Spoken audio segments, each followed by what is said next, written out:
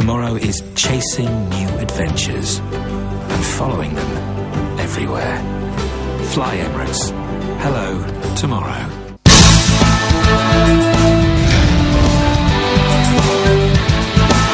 Taking a look at one of our headline-making stories this evening.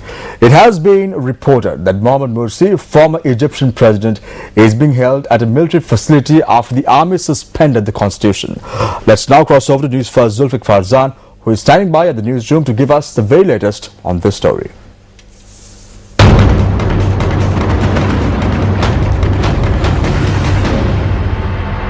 In the latest development, top Egyptian judge Adli Mansour has been sworn in as the new Egyptian interim president hours after Mohamed Morsi was overthrown.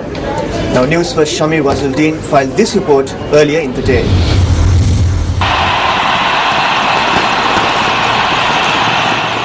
When it was finally confirmed that the military was back in charge, Tahrir Square, the scene of Egypt's revolution a little over 2 years ago, erupted.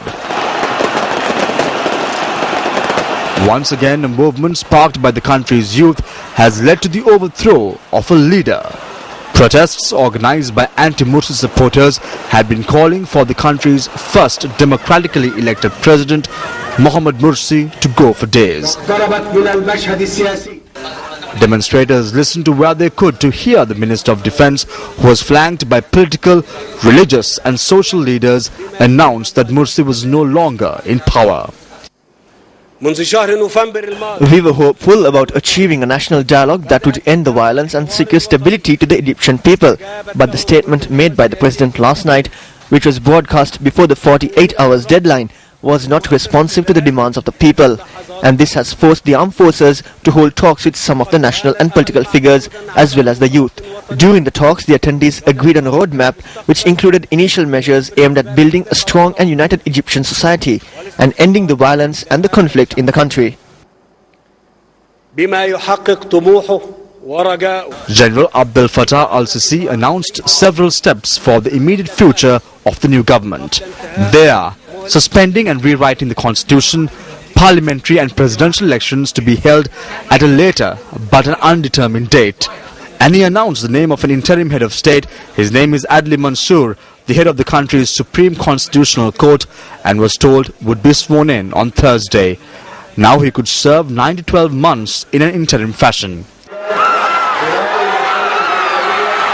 In the Nazar city, where thousands of Morsi supporters gathered, there was anger and frustration. Many, after hearing that Morsi was out, swore to protect their country.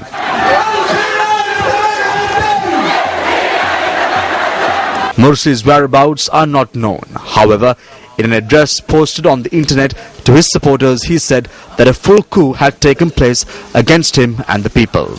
Many from his party, the Muslim Brotherhood, has been arrested and arrest warrants issued for many more. Anti-Morsi demonstrators are not calling this a coup. The leaders are going overboard, saying, "How can you call this a coup? This is simply the will of millions of people being implemented." According to foreign journalists on the ground, this latest incident has gripped, divided and hurt Egyptian people.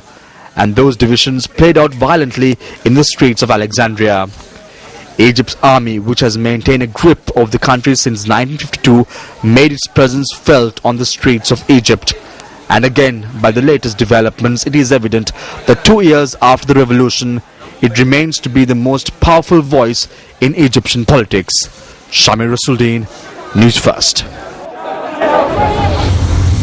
What is the Muslim Brotherhood which Mohamed Morsi belongs to? News First takes a look. The Muslim Brotherhood has been part of the political scene in Egypt for more than 80 years. It was formed by Hassan al-Banna in 1928. In the 1980s, the group disavowed violence and attempted to join the mainstream political process. In December 2011, its political party, the Freedom of Justice Party, dominated parliamentary elections. Its candidate, Mohamed Morsi, contested the 2012 presidential elections and eventually became the first democratically elected president of Egypt. News First contacted the Sri Lankan ambassador in Egypt for details.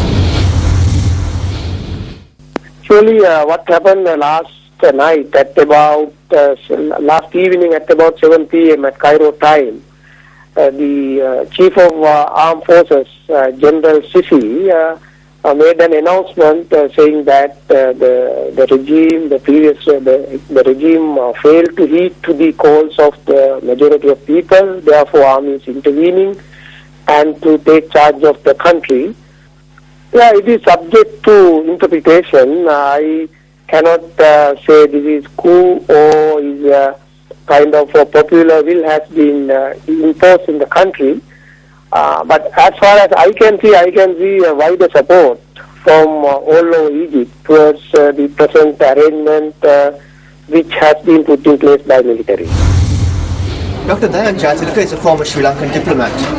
Speaking to News First, he expressed these views about what he thinks on the crisis in Egypt.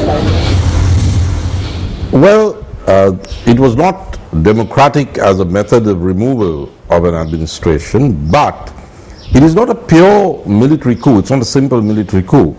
It is, in a way, another chapter of the unfolding Egyptian revolution, which overthrew President Mubarak. The people of Egypt had a certain vision of the country when they overthrew the dictatorship. Now, President Morsi represented the religious majority. So the military, possibly for its own reasons, intervened at a moment of civil conflict to arbitrate between these two visions of Egypt. And they have not seized power. That is why it's not a classic military coup. They have not seized power. They have handed over to an interim administration. Egyptian politics. Where will it turn next? The News First International Desk will keep a close watch.